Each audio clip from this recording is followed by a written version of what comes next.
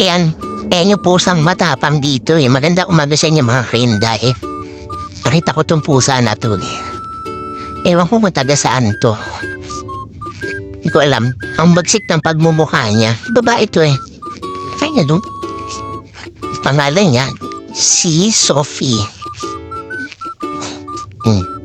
Diba ang bagsik ng mukha niya? Mga kainday. Makapal-balahibo niyan. Pinaharap. Kupitan lang. Pusa yan ni Lisa eh.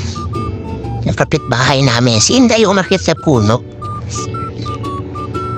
Pusa niyan eh. Buti pa nga doon dito nakikipag-away eh. Si Nestor eh. Pag makakita ng pusa yan eh.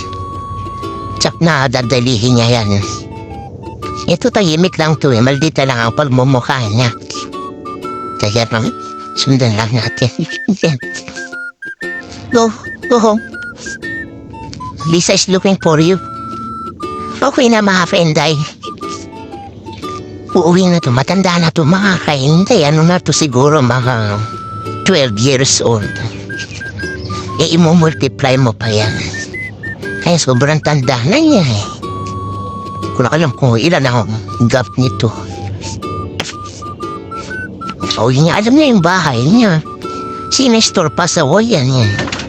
Sige na mga kainday, maraming salamat po. Ingat po tayo palagi. Bye-bye.